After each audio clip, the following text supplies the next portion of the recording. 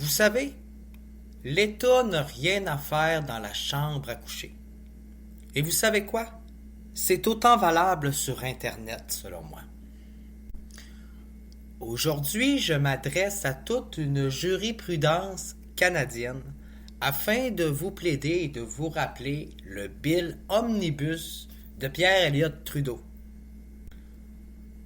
En 1969, exactement le 14 mai 1969, la Chambre des communes du Canada, lors de la 28e législature, présentée en 1967, tout simplement par Pierre Elliott Trudeau lui-même, alors ministre de la Justice du Canada, on a adopté la loi du type qu'on appelle aujourd'hui dit Omnibus. Pour les gens qui ignorent et qui ne savent pas ce que c'est un peu la loi au Canada qui protège l'intimité, la vie privée, le fait que l'État n'a rien à voir et n'a rien à faire dans votre chambre à coucher entre deux adultes consentants. Tiens. Le but de cette loi à l'époque était de moderniser le code criminel canadien afin qu'il représente et qu'il s'accorde pas mal plus avec les mœurs et les valeurs de l'époque. Parce que le code criminel du Canada était largement dépassé à cette époque par rapport à la progression de la société et des gens plus progressistes. C'est également la loi qui a un peu décriminalisé ce qu'on qualifiait à l'époque de l'acte homosexuel entre individus consentants de 21 ans et plus, ainsi que la décriminalisation de l'avortement thérapeutique. En nous disant que l'État avait rien à faire dans la chambre à coucher de la nation, bien, Pierre Elliott Trudeau, du Parti libéral du Canada, venait de dresser les limites. Les limites du regard que peut poser et imposer l'État dans notre intimité, dans notre vie personnelle et dans la vie et la sphère publique des individus. C'est quoi qu'on peut partager, qu'est-ce qu'on peut regarder, qu'est-ce qui peut être dit, puis qu'est-ce qui appartient à quelqu'un et qui appartient à sa vie privée par son intimité. À l'étude du sujet depuis un certain temps, pour moi, il est clair aujourd'hui qu'on peut adapter cette loi-là au principe d'Internet. Ça veut dire quoi? Ça veut dire que l'État, il n'y a rien à faire dans ta vie privée. Ça veut dire que les communications personnelles entre toi et tes amis, ça veut dire que la pornographie que tu regardes sur Internet, ça veut dire que le sextex, ça veut dire que le partage de photos intimes, ça veut dire que toute ta vie sexuelle aujourd'hui qui se passe beaucoup plus en ligne qu'auparavant, tout ça, ça t'appartient. C'est ta vie privée, puis l'État n'a rien à faire dans ta vie privée. Surtout si tu fais ça sur ton téléphone, puis sur ton ordinateur, dans ta chambre à coucher en plus. Mais encore là, le principe de la chambre à coucher, faut le voir au sens large. Aujourd'hui, les gens font autant l'amour dans le salon que dans la cuisine, que dans la salle de lavage, que dans la salle de bain, que dans la chambre à coucher. Fait que le fait qu'ils font l'amour partout, puis qu'Internet, c'est partout, c'est everywhere, ça fait en sorte que la loi Omnibus, qui dit que l'État n'a rien à faire dans la chambre à coucher de la nation, il s'applique autant partout sur Internet. Elle est pas pire, hein? Faut en suivre la logique de la société. Ça veut dire aussi que l'État, il n'a pas le droit de s'ingérer dans les sites de rencontres, puis d'ouvrir des enquêtes sur des personnes sur les sites de rencontres, puis d'espionner les gens secrètement. Je sais bien qu'il y a des pédophiles dans la société, puis il faut les arrêter, je suis bien d'accord avec ça, mais de là à s'infiltrer dans la vie personnelle des citoyens, puis se faire passer pour d'autres personnes, puis enquêter dans la vie intime et personnelle des individus et des citoyens canadiens et québécois, je m'excuse, je trouve que là, il faut également imposer ses limites par rapport au regard que l'État a le droit d'avoir dans notre vie intime et dans notre chambre à coucher. Autrement dit, dans notre vie sexuelle, pour l'exprimer autrement. Lorsque Pierre Elliott Trudeau, le père de Justin Trudeau, nous a dit que l'État avait rien à faire dans la chambre à coucher de la nation, c'était une métaphore. C'était une façon de dire que l'État n'a rien à faire dans notre vie privée et personnelle. Que pendant trop longtemps, il a jeté un regard plein de préjugés là-dessus, puis que, on va se le dire, à une certaine époque, l'homosexualité était punie de mort pour avoir sodomisé un jeune adulte consentant de 18 ans et plus. On a littéralement puni des hommes de tout ça. On a fait interner, incarcérer des femmes lesbiennes en psychiatrie parce que leur mari était pas du tout content de les voir demander un divorce et de partir avec une femme. Ça, c'est des choses qui se sont réellement produites au Canada, là. Les thérapies de conversion envers les homosexuels, l'incarcération, la classification de l'homosexualité comme une maladie mentale à une certaine époque, où ce qu'on la comprenait à peine encore, puis qu'on l'avait à peine étudié, et qu'on n'en faisait aucune sensibilisation, je m'excuse. Si c'est pour financer puis faire vivre le préjugé au détriment d'une société complète, je sais pas ce que c'est. Il était grand temps que l'État n'ait plus rien à voir et à faire dans notre vie personnelle et vie sexuelle. Il était clair que l'État ne l'avait pas pantoute.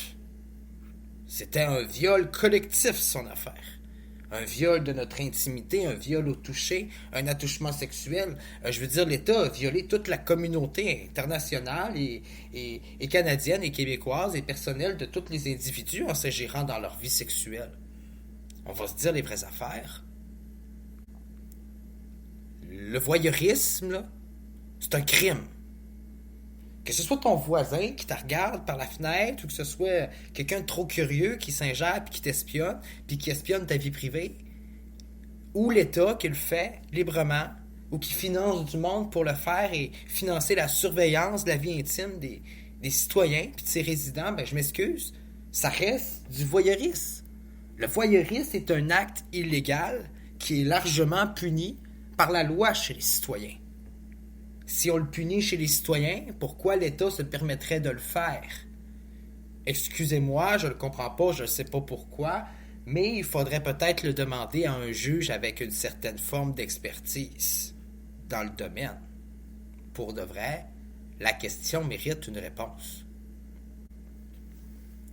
Moi, je pense qu'il est grand temps au Canada et au Québec d'avoir une identité numérique protégée pour chaque citoyen, là, parce qu'avec les fraudes qui sont en augmentation, le piratage, les ingérences étrangères dans nos politiques, ben, avec la chasse aux sorcières de nos artistes, la censure de la liberté d'expression, les formes de musulmans de toute opposition, de toute autre forme de pensée, de philosophie, de contre-opposition, de manifestation populaire, j'ai l'impression pour de vrai qu'il faut réellement protéger nos droits en ligne, de la société en général puis de tout le monde, parce que nos droits sont menacés. La protection de notre vie privée est menacée. Un jour, on va utiliser nos informations personnelles en ligne et privées sur Internet contre nous, dans le but de nous faire du chantage, dans le but de nous manipuler, dans le but de nous faire taire.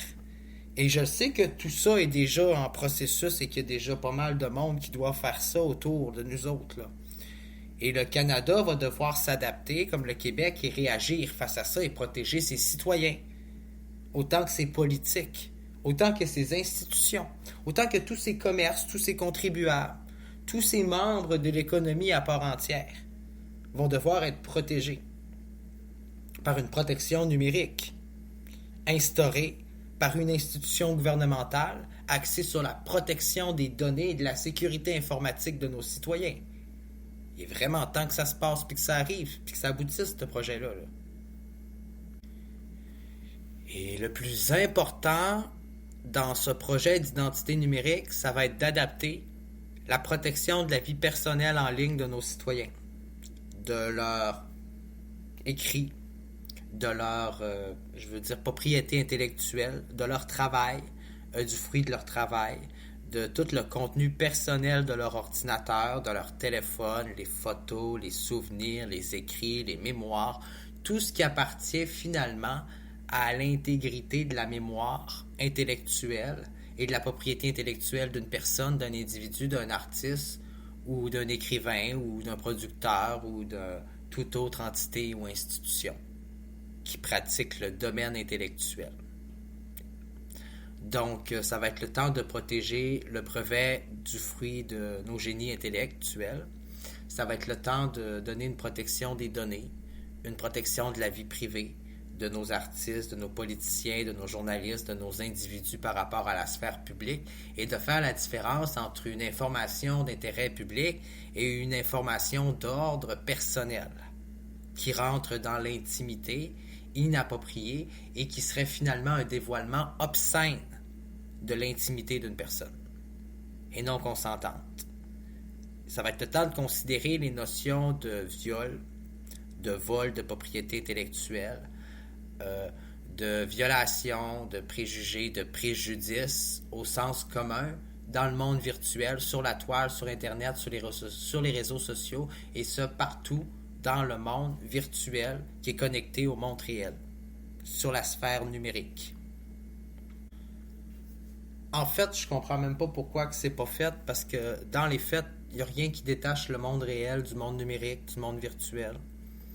C'est un gros système, c'est une entreprise, c'est une business qui est gérée comme toute autre affaire dans la société. C'est un commerce comme un autre. Il ne devrait pas être à l'abri de toute forme de réglementation et de principes de règles.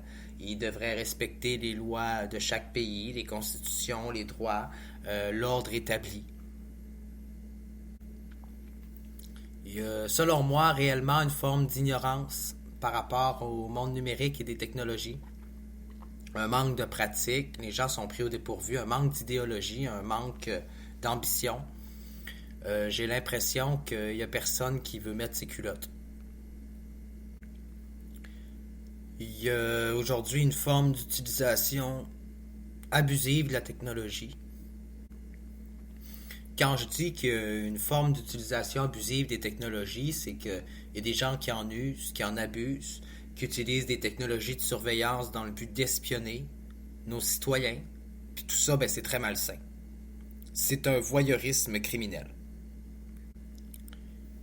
Je pense qu'il n'y a pas personne, qu'il n'y a pas une police, qu'il n'y a pas un politicien, qu'il n'y a pas un journaliste, qu'il n'y a pas personne au monde qui devrait avoir le droit d'espionner, d'écouter, de filmer, de visionner une personne à son insu, sans son consentement, dans son intimité, dans toute son intimité de sa vie personnelle. Dans ce contexte-là, je trouve que c'est inapproprié, que ça n'a pas sa place, que si on le fait, on doit avoir des motifs très raisonnables de croire, hors de tout doute raisonnable, que ce qu'on fait est justifiable et prévaut sur tous les autres droits, que ce droit très important à la vie privée et à l'intimité. Il n'y a pas beaucoup de limites à la liberté d'expression dans la société. Il n'y en a vraiment pas beaucoup. La liberté d'expression s'arrête là où commence celle des autres. À la limite où se termine notre liberté d'expression, il y a une autre liberté d'expression de quelqu'un d'autre qui commence. Ça veut dire quoi? Ça veut dire que la liberté d'expression n'est pas dépourvue de toute forme de consentement, en relatif à tous les principes d'intimité. Ça veut dire qu'on peut dire bien des affaires d'envie sur quelqu'un, mais dévoiler sa vie personnelle et son intimité, ça, c'est autre chose. C'est une toute autre affaire. Parce que les gens ont droit à leur vie privée. Tout le monde a droit à l'intimité. C'est un droit inaliénable à l'être humain. La liberté d'expression et d'exposition de quelqu'un s'arrête là où le consentement de l'intimité d'une personne s'impose. Autrement, cette liberté d'expression entrerait dans une sorte de bizutage, de salissage, d'exposition, de diffamation, de mal